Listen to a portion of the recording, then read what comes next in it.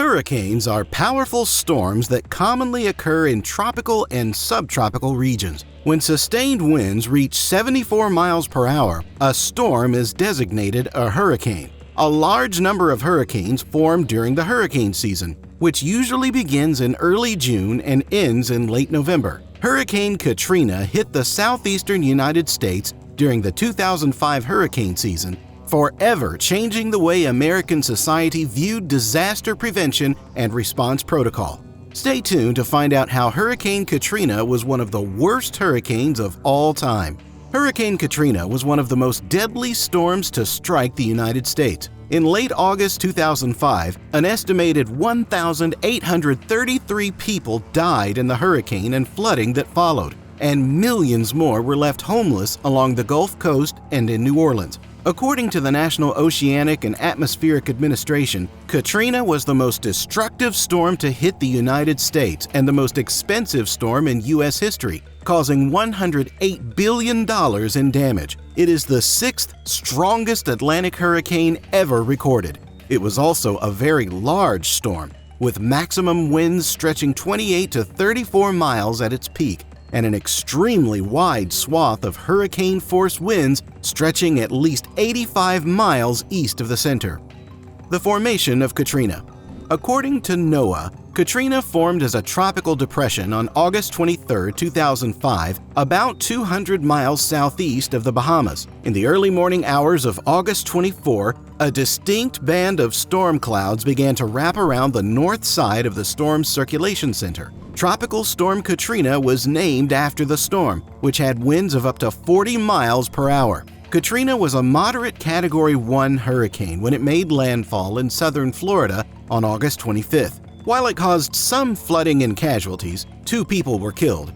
When it made landfall, it appeared to be just another hurricane in an active hurricane season. After passing over Florida, Katrina weakened and was reclassified as a tropical storm. However, once back on land, Katrina became entangled beneath a massive upper-level anticyclone that dominated the entire Gulf of Mexico and quickly gained strength. On August 26th, Katrina re-intensified into a hurricane, and on August 28th, it became a Category 5 storm with winds of 174 miles per hour. The storm moved northward toward the coast of Louisiana. Before making landfall on the Louisiana-Mississippi border on the morning of August 29th, the storm had weakened to a Category 3 storm with sustained winds of 119 miles per hour. After moving inland over southern and central Mississippi, Katrina weakened to a Category 1 hurricane. 6 hours later, just northwest of Meridian, Mississippi, it was downgraded to a tropical storm,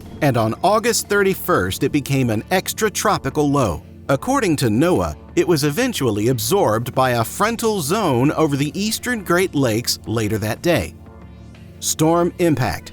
As Katrina made landfall, its front right quadrant, which had the powerful winds, smashed into Gulfport and Biloxi, Mississippi, destroying both cities. A huge storm surge of 10 to 28 feet destroyed coastal areas in southeastern Louisiana and coastal Mississippi. The surge exposed engineering flaws in the levees and flood walls designed and built by the United States Army Corps of Engineers, resulting in extensive flooding throughout the New Orleans region, said Sandy Rosenthal, founder and director of the advocacy group aimed at educating people about the catastrophic flooding in New Orleans in 2005 and a known critic of the Army Corps. Eventually, 80% of New Orleans and a large portion of surrounding parishes were flooded, and the floodwaters did not recede for weeks. To assist with evacuations, the National Guard was called in. Thousands sought refuge in the overcrowded New Orleans Convention Center and Superdome. According to NOAA, it was one of the largest population displacements since the Great Depression. According to the Data Center, a New Orleans-based independent research organization, the storm displaced over 1 million people along the Gulf Coast.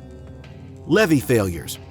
Prior to the storm, officials were concerned that surges would breach some levees and cause short-term flooding. But no one predicted that levees would collapse below their designed height. Flooding was a major concern in low-lying neighborhoods, many of which housed the city's poorest and most vulnerable residents. New Orleans Mayor Ray Nagin issued the city's first ever mandatory evacuation order the day before Katrina hit. He also stated that the Superdome, a stadium located on relatively high ground near downtown, would serve as a last resort shelter for those unable to leave the city. For example, 112,000 of New Orleans' nearly 500,000 residents lacked access to a car. By nightfall, nearly 80% of the city's population had fled. Tens of thousands of people sought shelter in the Superdome, while tens of thousands more chose to stay at home. It had already been raining heavily for hours when Hurricane Katrina hit New Orleans early Monday morning, August 29th.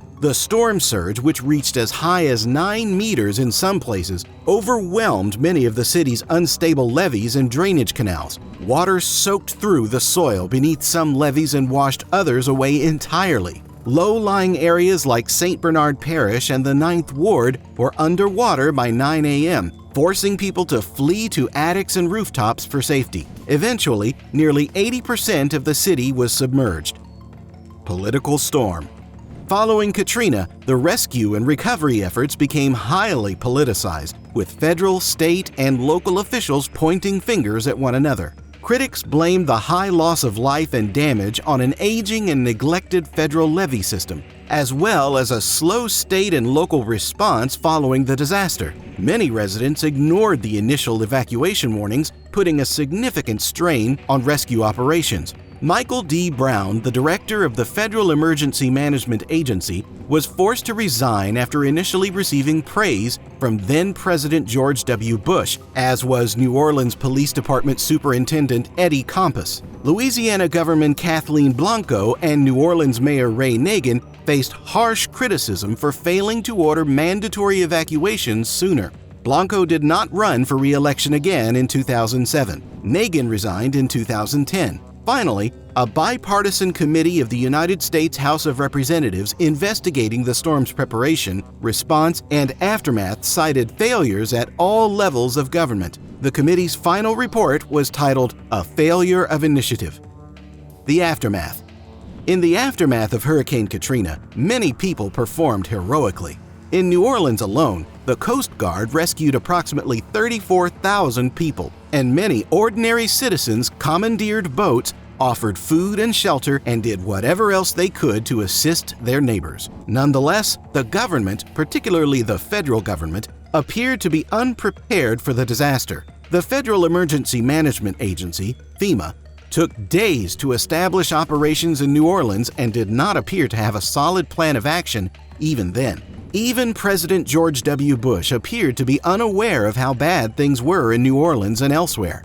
How many people were stranded or missing, how many homes and businesses had been damaged, and how much food, water, and aid was required. Katrina had left behind a total disaster zone where people were getting absolutely desperate, according to one reporter. Government response failures. For starters, many people had nowhere to go. On Monday, officials at the New Orleans Superdome, where supplies were already scarce, accepted 15,000 more storm refugees before closing the doors. The city's leaders had no real strategy for anyone else. Tens of thousands of people desperate for food, water, and shelter stormed the Ernest N. Morial Convention Center complex only to find chaos. Meanwhile, it was nearly impossible to leave New Orleans. Poor people, in particular who lacked transportation and had nowhere else to go, were trapped. For example, some people attempted to walk across the Crescent City Connection Bridge to the nearby suburb of Gretna, but were forced to turn back by police officers armed with shotguns. Katrina devastated large areas of Louisiana, Mississippi, and Alabama, but the desperation was most concentrated in New Orleans. Prior to the storm, the city's population was mostly black, about 67%. Additionally, nearly 30% of its residents were poor. Katrina exasperated these conditions, making many of New Orleans' poorest residents even more vulnerable than they were before the storm. Hurricane Katrina killed nearly 2,000 people and affected 90,000 square miles of the United States. Hundreds of thousands of evacuees dispersed across the country. According to the data center, an independent research organization based in New Orleans, the storm ultimately displaced over 1 million people along the Gulf Coast. What has changed since Katrina? Congressional reforms were prompted by the failures of the Katrina response. Among them was a requirement that all levels of government train to execute coordinated disaster response plans. FEMA spent billions of dollars on grants in the decade following Katrina to ensure better preparedness. Meanwhile, the Army Corps of Engineers constructed a $14 billion network of levees and flood walls around New Orleans. The agency stated that the work ensured the city's safety from flooding for the time being. However, according to an April 2019 Army Corps report, the system will need updating and improvements as early as 2023 due to rising sea levels and the loss of protective barrier islands. Here's the end of today's video. Don't forget to like this video and share it with your friends. If you're a new subscriber, please check out our channel. We are looking forward to sharing more informative videos like this in the future. Until then, stay tuned and stay safe.